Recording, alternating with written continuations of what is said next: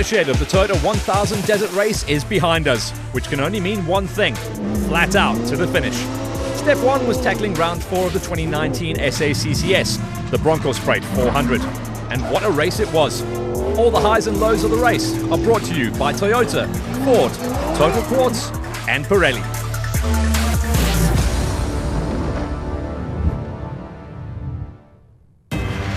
Welcome to the Gauteng town of Bronkhorstspruit, host to round 4 of the 2019 South African Cross Country Series. Whilst nobody can accuse Gauteng of being pretty in midwinter, the area around Bronkhorst served as a spectacular backdrop nonetheless, if not in terms of scenery, then certainly when it came to the racing action. This year, as it was in 2018, the designated service park and race headquarters was set at the Soetduring function venue on the outskirts of town. The facility formed the perfect base for the Bronkhorstspruit 400, with multiple spectator points in close proximity. But before we get into the race, let's take a look at how things stacked up after the Toyota 1000 Desert Race, which marked round 3 of the 2019 championship. The Desert Race is often a turning point in the season, as it offers double points due to the length of the event. This year, the fearsome marathon race again upset the apple cart for some competitors, while cementing others at the top of their respective class standings. One of the biggest losers, certainly in terms of championship points, was defending champion Janelle de Villiers. The Dakar ace had a less than memorable desert race, whilst teammate Henk Ladegan didn't score significant points on the final day either. At the same time, Shamir Variawa in the third Works Toyota Hilux clearly found his groove as he made up plenty of ground in Botswana. Defending Class T champion Lance Woolridge found himself in exactly the opposite position to de Villiers. The Ford Ranger driver scored maximum points in Botswana, setting him up with a 54-point lead over arch rival Johan Horn in a Toyota Hilux. Horn will have to dig deep over the remainder of the season if he wants to get a hand on that big trophy. In Class S, it remains pretty much a one-man show, with David Huddy the only regular runner and point scorer. On the special vehicles side of the championship, Big Lance Trathui was a runaway train after the desert race, having bagged maximum points. He leads Tahir Masaji by 59 points, with Johnny T in third place, just 2 points further back. Clint Gibson was in fourth, with Sandra Yonk completing the top 5. And in Class P, Nick Gosler leads out ahead of Julio Ferreira by 23 points, with Keith McInerney in third. Finally, the side-by-side category saw Werner Mostert way ahead in the standings, with Vickers Housebrook in second place after a spectacular drive in the desert. Christo Rose was in third, with Jerry van der Bijl in fourth and Peter Walter rounding out the top 5. So those are the numbers after 3 rounds, but Bronkhorstspruit brought its own challenges. We caught up with some of the biggest movers and shakers to get the skinny on the upcoming event. First man in our sights was defending champion Janelle de Villiers, who knew he had to dig deep this time around. So we have to obviously try and do our best to the end of the year. I mean, the best would be to win every race from here on in. If his young Toyota Gazoo Racing SA teammate had anything to say about the matter, however, de Villiers would be facing some stiff competition. Yeah, now we from one extreme, from really tight twisty to another. Looks like this race will be really open. There's no millies on the field, so it's going to be a tricky race. We also caught up with the winner from this year's desert race, Atlas Copco's Chris Visser, who also won the qualifying race here last year. But this time, he'd be taking on the Bronkhorstspruit 400 with a new navigator beside him.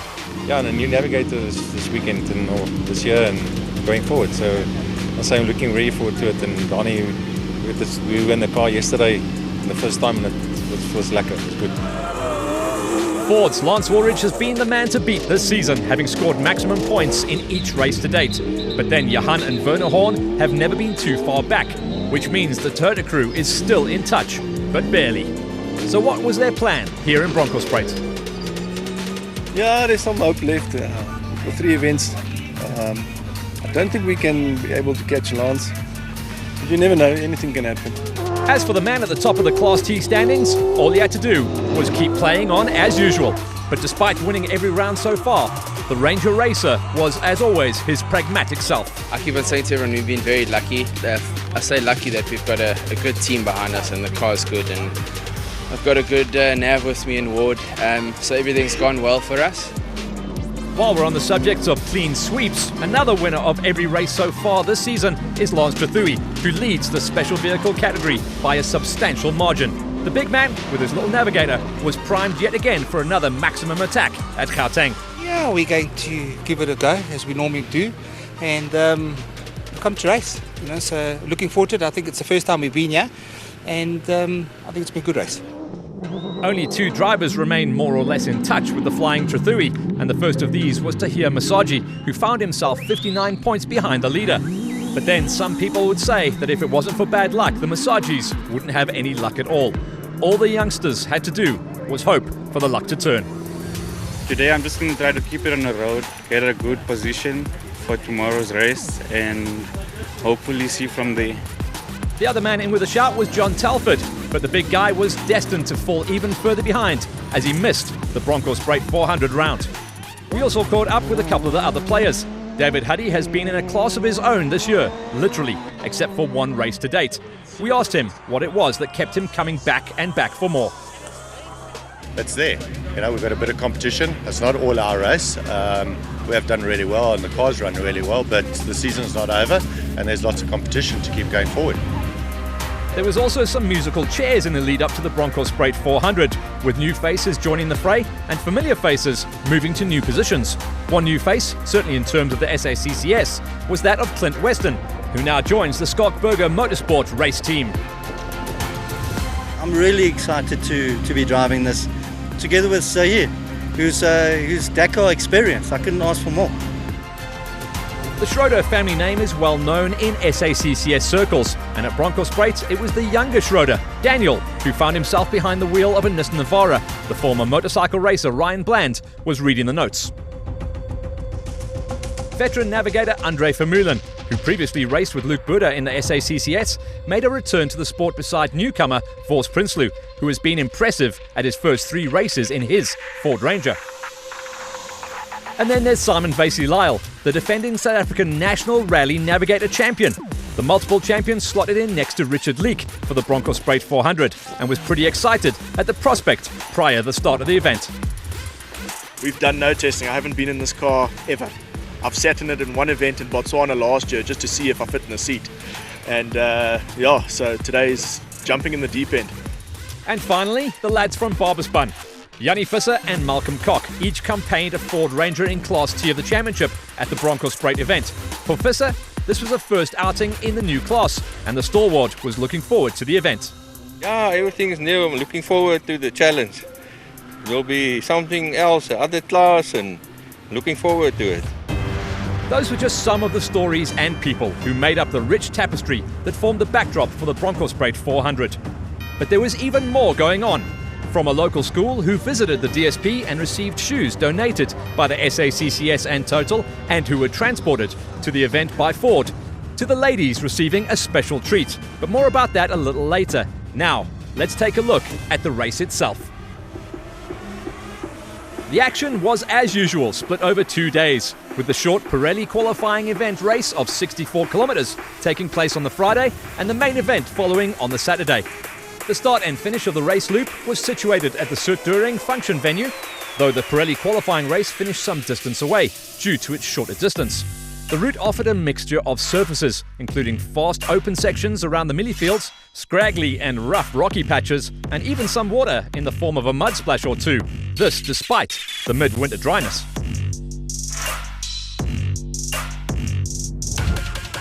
The first order of business was to determine the starting order for the main event, and that's exactly what the purpose of the Pirelli Prologue Qualifier is. At 1:30 on Friday, August the 2nd, it was go time at Bronkhorstspruit.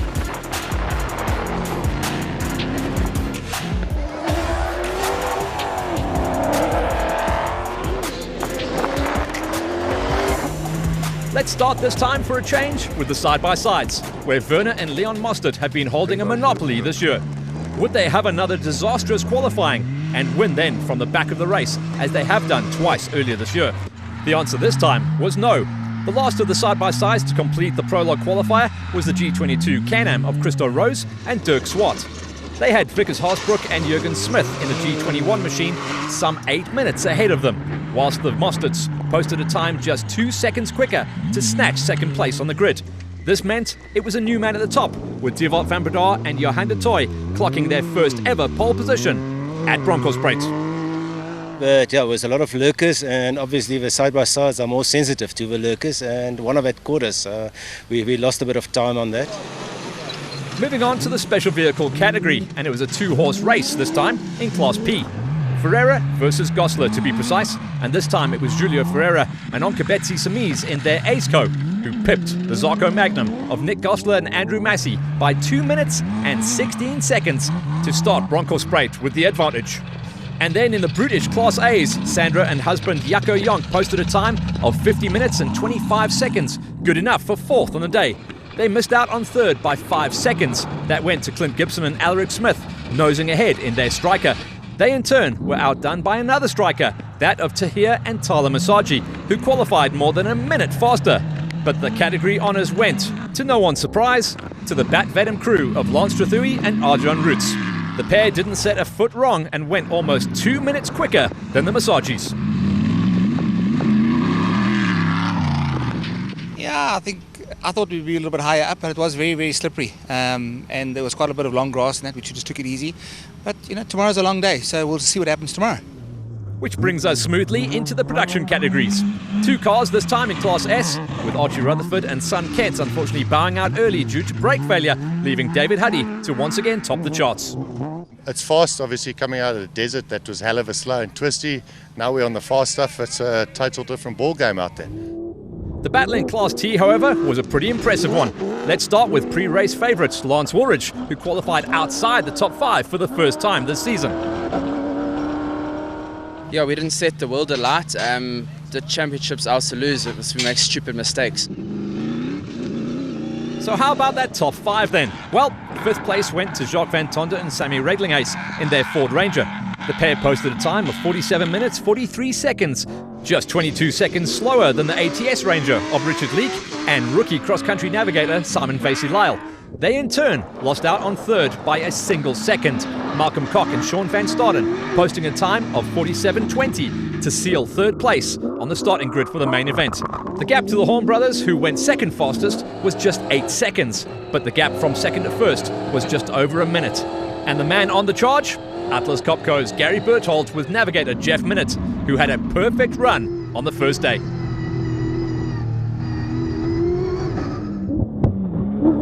Well, it's been hiding for a while, and it was time that the thunder came out. We put some proper pedal to the metal and got this Atlas Copco Hilux right to the sharp end of the field, so quite an exciting time tomorrow. Which brings us to the actual sharp end of the field, where the guys in Class FIA do battle. In recent years, this has been the kingdom of the Toyota Gazoo Racing SA Cruise, but an upset at the Toyota 1000 Desert Race saw Atlas Copco's Chris Visser take the victory. A new name, a new race, and the boys in red had a point to prove. But the Class FIA battle has been steadily hotting up, and with 10 of these beasts taking the starters' orders in Bronkhorstspruit, there was clearly no easy race for anyone. As such, it was disappointment this time for Scott Berger and Alvin Fonk, as well as Ernst Robertson, Henry Kerner, and Jaco van Dijk and Michael Rust, all Class FIA crews who finished outside of the top 5, not to mention Daniel Schroeder and Ryan Bland, who didn't finish their qualifying at all. The biggest upset, however, came when defending SACCS champions Janelle de Villiers and Dennis Murphy broke a wishbone on their Toyota Gazoo Racing SA Hilux and were forced to retire from the Pirelli Prologue qualifying race. There were some rocks in the grass, which was almost impossible to see, and I hit one, and it would have been fine, but that launched me onto a next one, which was quite high, and it unfortunately broke the wishbone. For the rest of the field, however, it was pretty tight. Possibly the drive of the day belonged to Clint Weston and Zahir Baranya in their Scott Berger Motorsport King Price Extreme Bucky. Remember, this was Clint's first ever cross-country event, and the former rally driver nailed 5th place on the grid right off the bat. You know what, I didn't expect that at all. I just gave it pace like I normally do in rally, but also be sure of what I'm doing with the car. 9 seconds ahead of Weston came Johan van Staden and Mike Lawrenson in their Alfa Renault Duster. The pair had a good run and were happy to start from 4th place on the grid. They were just over a minute behind Toyota Gazoo Racing SA's Shamir Variawa and navigator Jean Muir, who continued their good form from the last two outings to take third place on the starting grid for the main event. Just 7 seconds separated them from Atlas Copco's Chris Visser and new navigator Donnie Stassen, who went second fastest on the day. Visser won this prologue last year and had every reason to be happy with his performance this time around as well.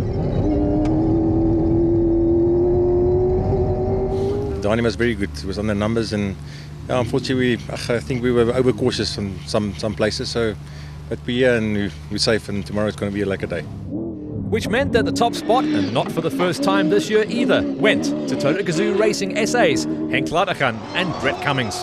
The pair posted a time of 44 minutes 54 seconds, putting them 17 seconds ahead of Visser and Stassen. The young Toyota driver clearly enjoyed the experience and was chomping at the bit to get underway on the main event. I'm happy about it, so it gives us a bit of breathing space, but definitely tomorrow the Oaks will be pushing, and now everybody knows what the route looks like. Once the considerable dust of the Pirelli qualifying race had settled, it was time to take stock of the situation. In Class FIA, it was Ladachan and Cummings ahead of Visser and Stassen, with Variawa and Muir in third. Van Staden and Lawrenson were fourth, while Clint Weston and Zahir Baranya rounded out the top five. Class T saw Berthold and Minute taking their pole position, with the Horn brothers in second and Koch and Van Staden in third. Leek and new navigator Simon Veselaya was solid in fourth, whilst the man from Harrismith, Jacques Van Tonder, found himself in fifth. In the special vehicle category, Lance Trethui and Adrian Roots didn't wait around for anyone and opened up a gap of more than 1.5 minutes over the Masagis in second place. Gibson and Smith were third fastest, with Sandra and Jaco Young posting the fourth quickest time. Thompson and Zamatin rounded out the top five. And in Class P, Ferreira and Samiz outpaced Gosler and Massey. A change up in the normal running of things in the side-by-sides, with Van Breda and De Toy taking pole, their time placing them amongst some of the big guns out there as well. Werner and Leon Mostert were next fastest, with Haasbroek and Smith going third. Rose and Swart lost 9 minutes on the day, but were still in with a shout come the main event.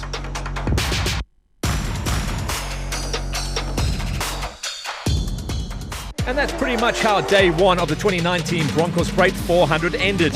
Plenty of early drama with some big smiles on certain dials. So join us for all the race action from round 4 of the 2019 SACCS after the break.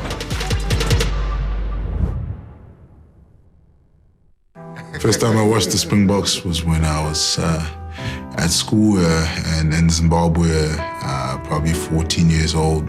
And I was just in awe of them, you know. All I thought about was being a Springbok. All I dreamed of was playing for the Springboks. My dad thought I was making the wrong move, and I didn't really believe in my ability, so I saw it as a challenge. And I told myself, you know what, now I'm going to prove you wrong. And I came here just as, I was labeled as a Zimbabwean kid, and they underestimated me. And I had to prove my worth, and then eventually, before I knew it, everybody started to notice.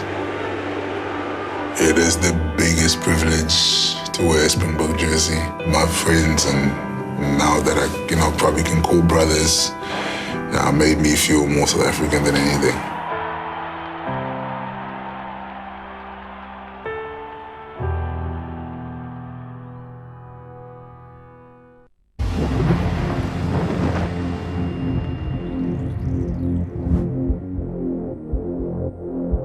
Welcome back to Bronkies, as the town, which sits around 45 kilometres to the east of Pretoria, is affectionately known. It is a nearby dam that is known for sailing and a number of other things, but on this specific weekend, Bronkhorstspruit was all about the South African cross-country series. Families and fans were in for a treat. The Bronkhorstspruit 400 was round 5 of the 2019 championship fight, signalling the final turn before the remaining horses entered the final straight. So the battle for race honours and the accompanying championship points was always going to be fierce. During the 66-kilometre long Pirelli Prologue qualifying race the day before, the cross-country warriors had a good taste of the racing conditions. The Eastern Highveld in winter, with harvested mealie fields, rocky ridges, burnt fields, and lots of flying dust around courtesy of the late winter winds, do not make for the most scenic backdrop, but it does provide the series with a battlefield that leads to the most spectacular action. On the cards for the day, Two loops that covered around 172 kilometres each of varying terrain to the southeast of the town. Some of the sections were open with good visibility, but it was only served up as a track for the drivers who could easily fall prey to the many tricky areas where loads of obstacles were just waiting to take a wheel off.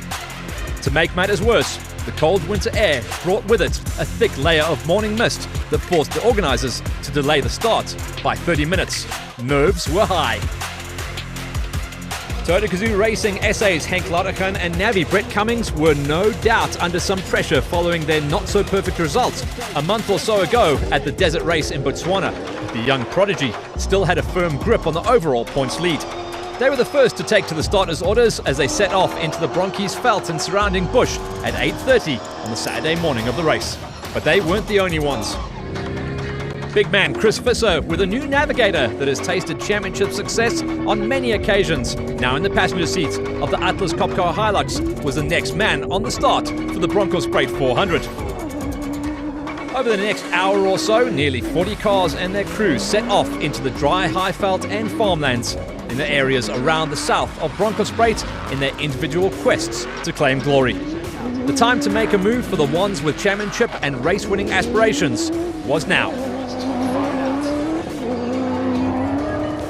It's never easy to open the road, as it can be difficult to find the correct route without any other tracks to follow. But on this occasion, it didn't seem to bother Henk Ladergan and Brett Cummings, who were setting a blistering pace from behind the wheel of their Toyota Gazoo Racing SA Hilux. Chris Visser and new Navi Donnie Stassen were in hot pursuit and determined to stay in touch with Ladergan. Visser was still coming off a bit of a high after winning the desert race a month before, so the Northwest farmer knows what victory tastes like and wanted more. But how was this for a performance?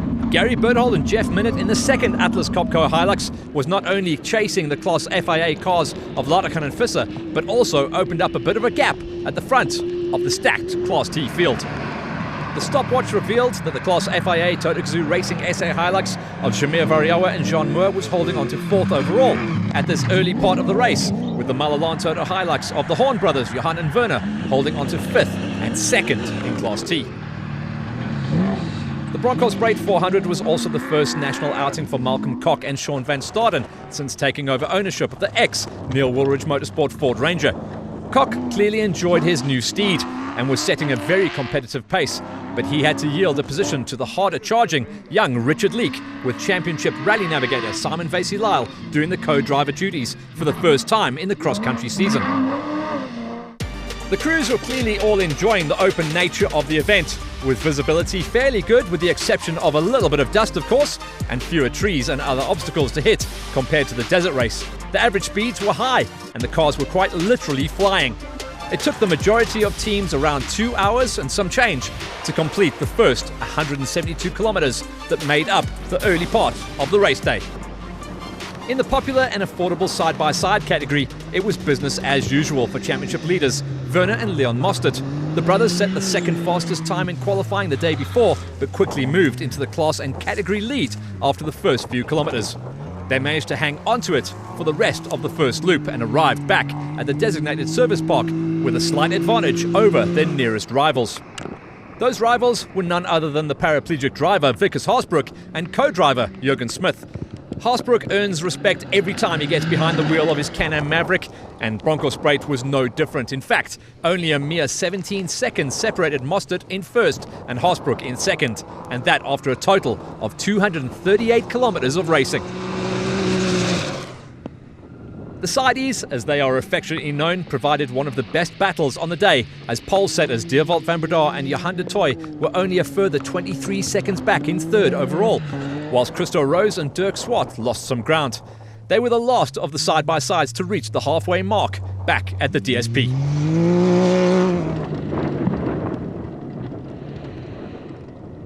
Let's have a look at the special vehicle category, and more specifically Class P, where Julio Ferreira and Onkabetsi Samiz started the day with an advantage of a little over 2 minutes in class, ahead of the stalwarts, Nick Gosler and Andrew Massey, so both crews were geared up and good to go for a fight. Unfortunately, the fight never materialised, as a severe misfire in the engine of Gosler's Zarko Magnum forced them to the sidelines, just 30 kilometres into loop number 1. Here's the story from co-driver Andrew Massey. We tried everything we could in the car, change fuel pumps, do these sort of things that we know what to do. It wouldn't come right. We just didn't think it was worth taking a chance with the engine. Let's step up now to the Mad Maxes, or the Class A monsters of the special vehicle category, where championship leaders and winners of every race so far this season, Lance Trethewey and Adrian Roots, continued their domination after putting their big yellow Bat Venom in pole position following Friday's qualifying race. Trethewey's starting position on Saturday morning, however, put him right in the mix and in between a gaggle of Class T cars, so the big man was eating dust from very early on in the race. Besides not being too happy about that situation, Big Lance fought his way through the field to reach the halfway mark with a very comfortable Class A lead of nearly 5 minutes. Behind Trethewey, the experienced pairing of John Thompson and Murray Samatin were initially involved in a three-way fight for the podium positions, but the Zarco Challenger crew lost a load of time on Loop 1, courtesy of a flat tyre and some other niggles. Sandra Labuskakny-Jonk and husband Jaco were also right in the mix after qualifying third in their Total Agri Porter, but the lady driver was forced to throw in the towel and limp back to the DSP halfway through the first loop.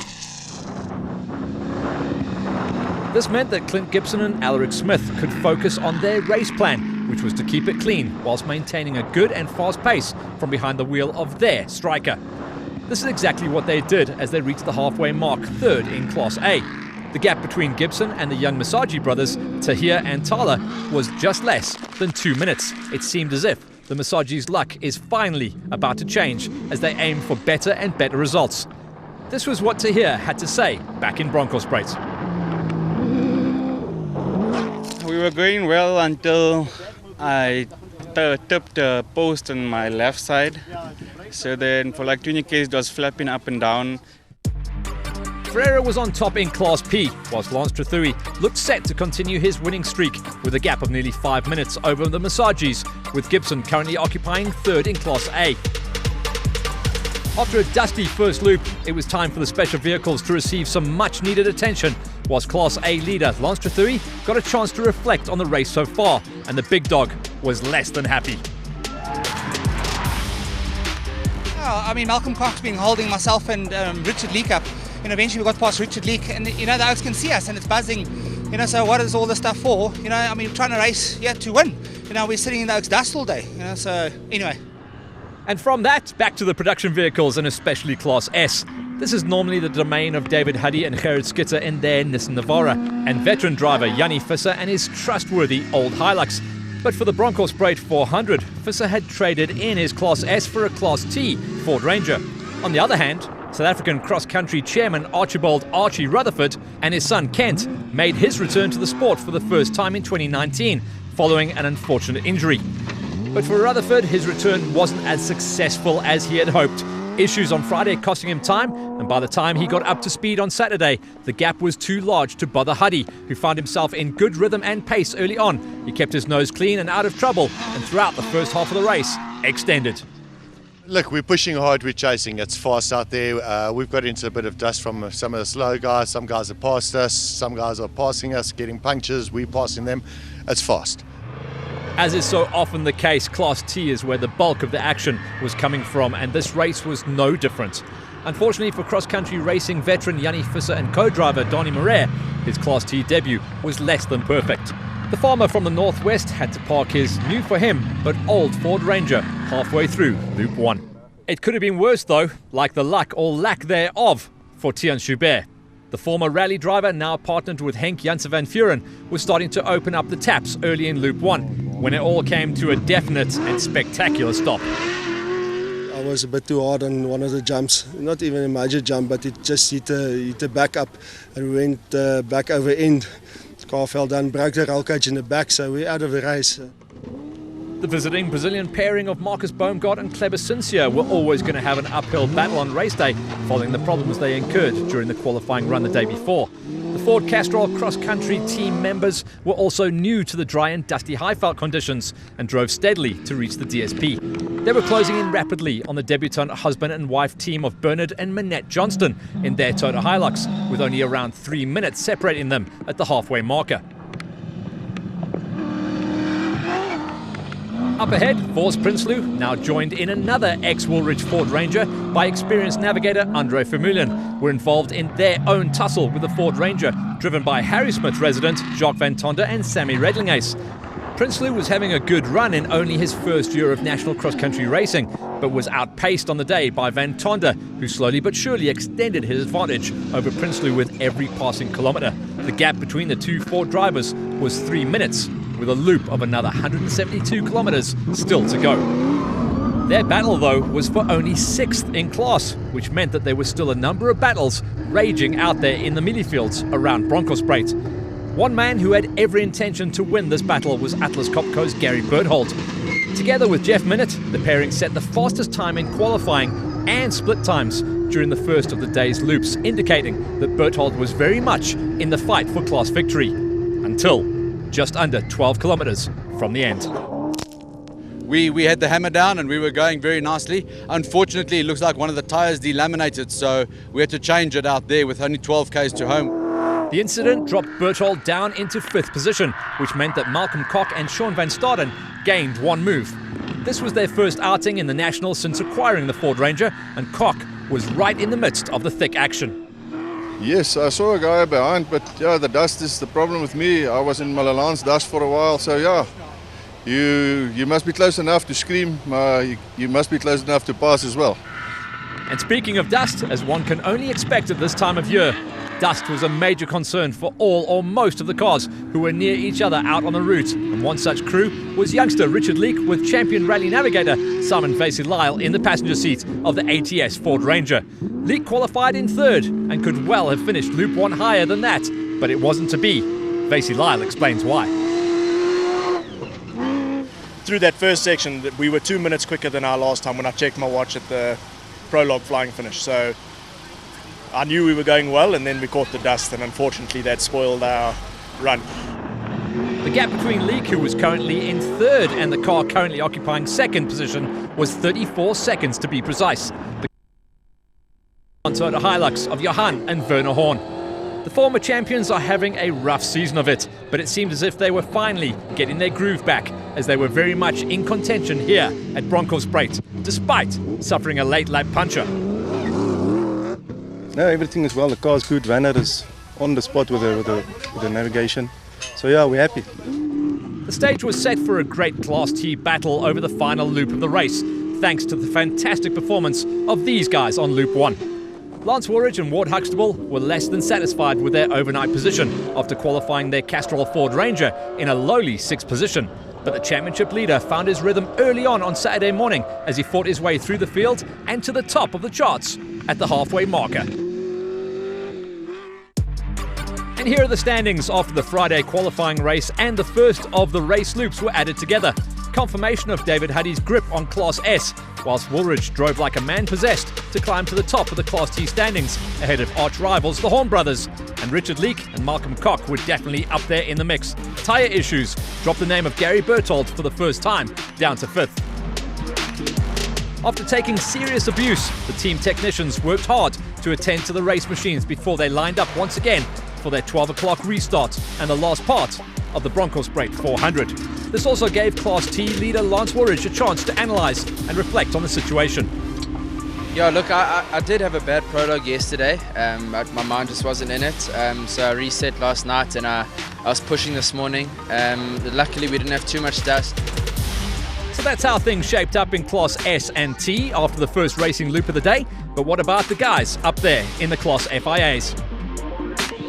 Well, it certainly was an eventful weekend for both the King Price Extreme cars, driven by Schalk Burger and Alvin Vonk, and the one driven by Clint Weston and Zahir Badania. This was Weston's first attempt at cross-country racing, and one can only assume that together with teammate Schalk Burger, he also has Dakar rally ambitions.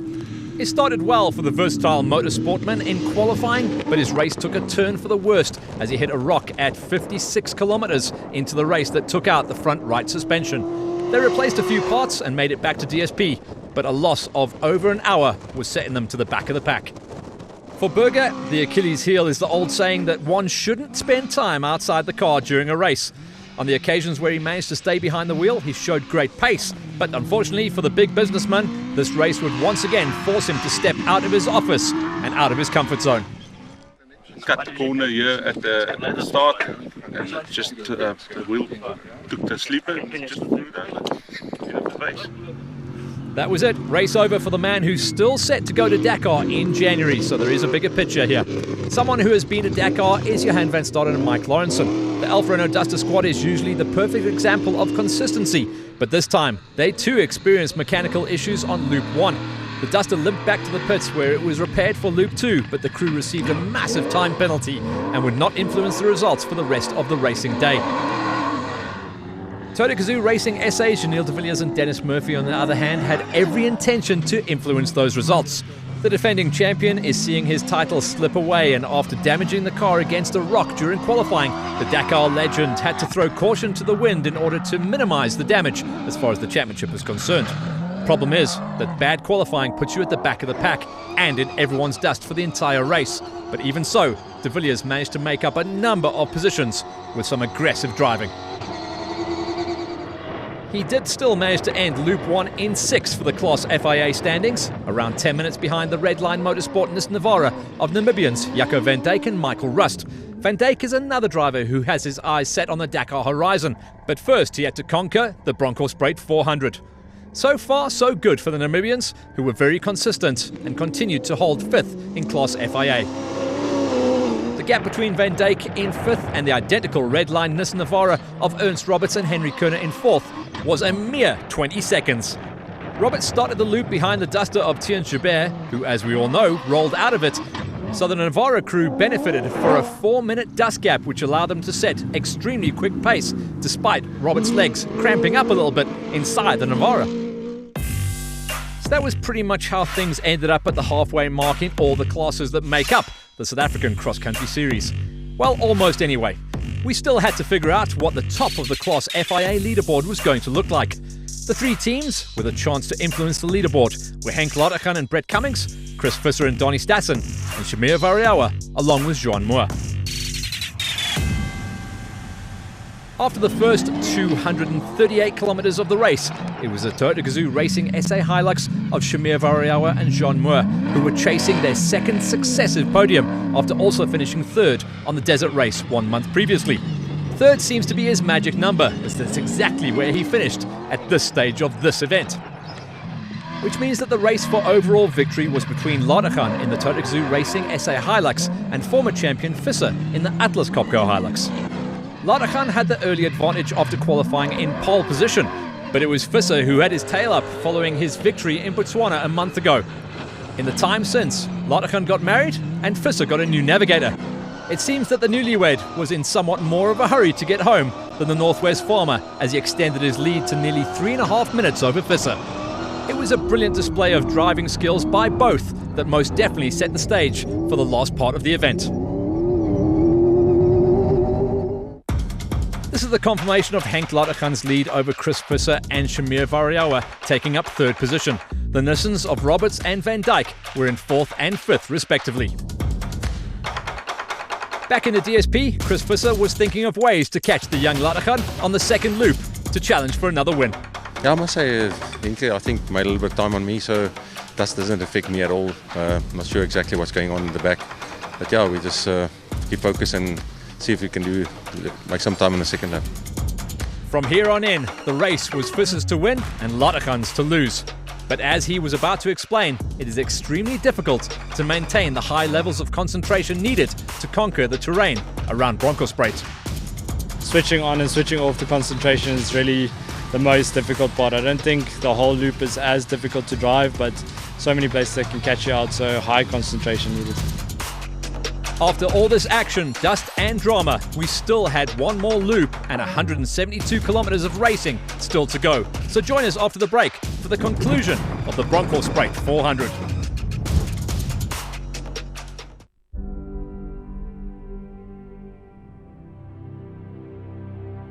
It's about hope, and that's the power of sport. Off you go, Abella! Off you go! More a brotherhood and a family than it is about the fact that we win games. Yeah, this is what the World Cup is all about. Not many rugby players get to actually hold that trophy, and that's exciting as a fan.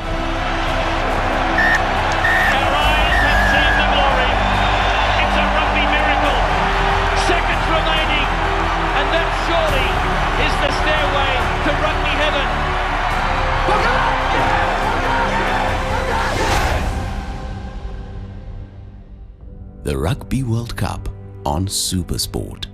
Proudly brought to you by Heineken and Spur, only on DStv Premium. Watch all 380 games only on your World of Champions, the Premier League on SuperSport on DStv. Once again, we are at it together. We are absolutely everywhere and we love it.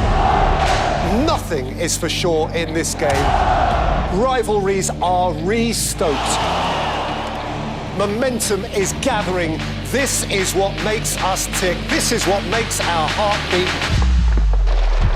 Staggering! Just staggering! Week on week and month on month. This is the stuff of cloud nine! Friendship becomes second to the colour of a shirt. There is no certainty. There is always jeopardy. It is always on the edge. It is always football time. This is the league we want to watch! And that's kind of it. Catch the football season only on SuperSport on DStv.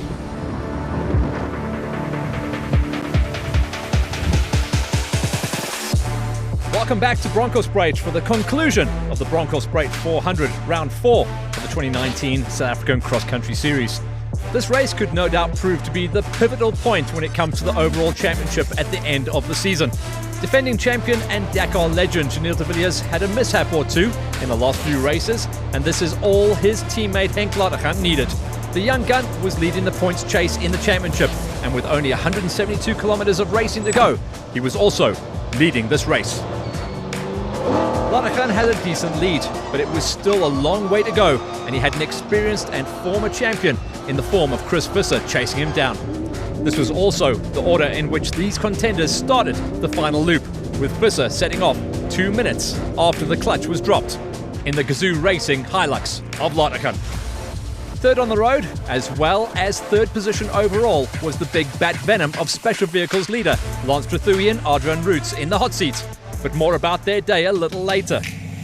August is Women's Month, and what better way to celebrate women in motorsport than to add spinning wheels and serious horsepower. Here's lady driver Sandra Labuskakny-Young with the story. Yeah, I'm really excited about Women's Month, and you know, it's so important for me to actually introduce women to the wonderful sport of cross-country racing. So we've decided to take a few females around the track, and hopefully they'll enjoy it, and hopefully the bug will bite and they'll get into one of these great cars. So we're taking Tay Perry. She's known for motocross, and she's also looking to do the Dakar 2020 on a motorcycle. So Marie is a very well-known rally navigator, and I think the suspension on our vehicle might be a little bit different than what she's used to. And then also for us, just taking some of the female marshals around, it's actually great for them. They do this for the love of the sport. They don't get anything out of it, and they stand in the dust all day. So it's actually very nice for us to have them with us in the car, just give them something back and show them that we really appreciate them being in the sport as well. Welcome back to the dry and dusty fields of Bronkhorstspruit, where both men and women were battling it out for off-road glory in the various classes and categories that make up cross-country racing. As far as Class P of the special vehicles were concerned, Loop 1 already saw the demise of Nick Gosler, so the Botswana-based pairing of Julio Ferreira and Onkabetsi Samiz only had to finish to claim victory here at Bronkhorstspruit. That's exactly what they did, proving the old cliche that to finish first you must finish. The Bronkhorstspruit 400 proved to be a first of many things for various people across the fields. So far in 2019, Werner and Leon Mostert have been in a class of their own in the category for the side-by-side vehicles. The brothers were in the mix after lap 1, but their luck turned on loop 2 as they lost around 45 minutes and any chance of victory. They still got to the end, but were classified last of the Can-Am Mavericks. This meant that Dewald van Breda and Navi Johan de Toy, despite losing loads of time on Loop 2, still had enough to claim the final podium position and the coveted third place on the box.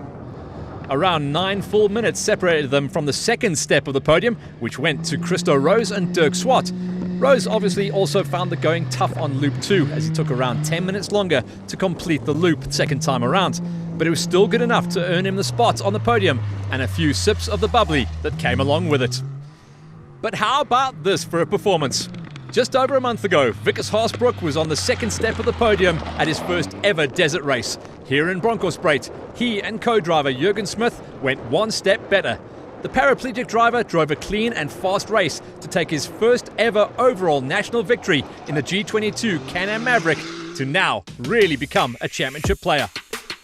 There it is, the names of young Vickers Haasbroek and Jurgen Smith at the very top of the side-by-side standings after 400 kilometers of flat-out racing here in Bronkhorstspruit. It was a comfortable victory over Christo Rose and Dewald van Breda, claiming the final spots on the podium.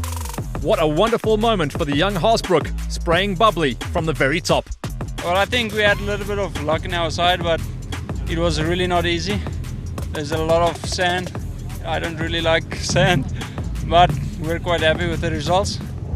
So on we move to the big thunder of Class A, where no less than 5 crews still had podium aspirations on the final loop of the race.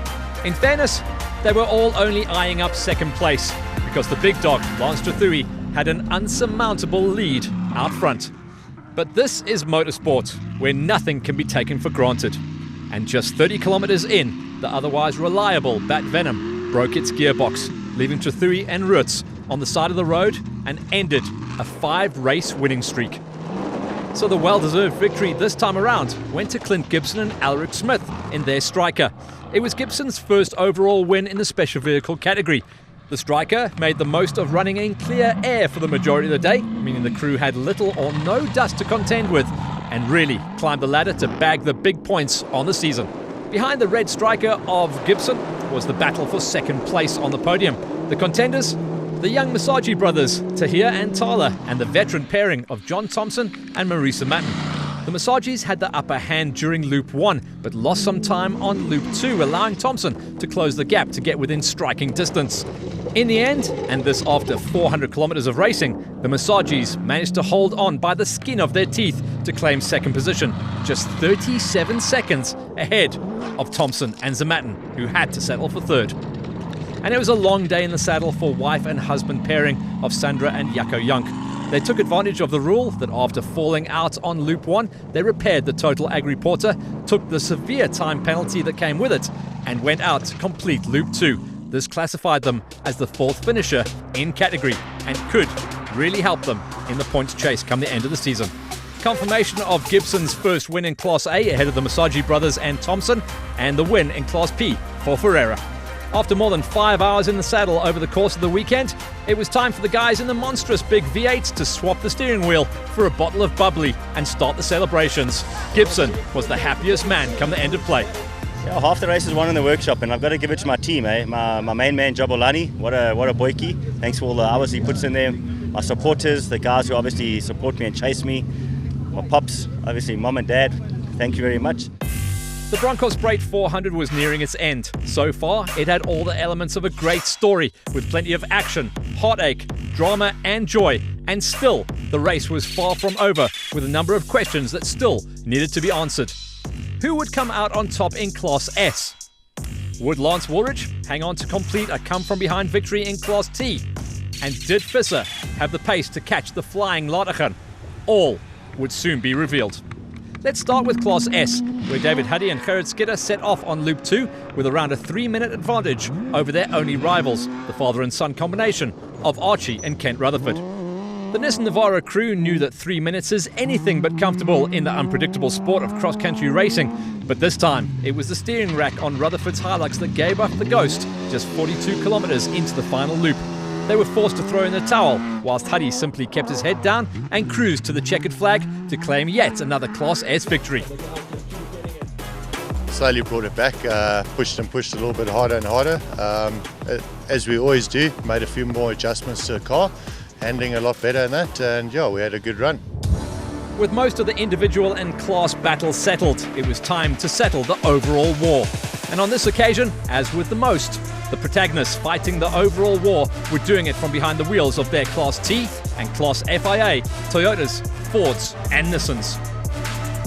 In Class T, Malcolm Koch was having a great outing in his Ford Ranger. In fact, the businessman from Vryburg in the northwest was very much in contention for a podium position. But the officials docked him with an hour penalty for allegedly not allowing others to pass on Loop 1, dropping him down the order and out the bottom of the Class T pile. Brazilian racers Marcus Boomgaard and Kleber Sincia endured a tough weekend in Gauteng, but managed to bring the Ford Castrol Cross Country Ranger home in the end, 16th overall and 8th in the competitive Class Ts. They were beaten to 7th position by newcomers Bernard and Minette Johnston, who had every reason to be pleased with their debut performance in the aging old Hilux. Ahead of the Johnstons, the Ford Ranger, driven by Vos Prinsloo and Andre Vermeulen, found itself in the dust for most of the day and having to pass a number of competitors along the way. Even so, Prinsloo didn't make too many mistakes and reached the end in a well-deserved 6th place in Class T. They were around 6 minutes behind the crew who finished in 5th on this occasion. It was none other than Jacques Van Tonder and Sammy Redlinghuis in yet another Ford Ranger. Van Tonder usually places himself in a position from where he can pounce if the others open up the door, but this time they simply didn't.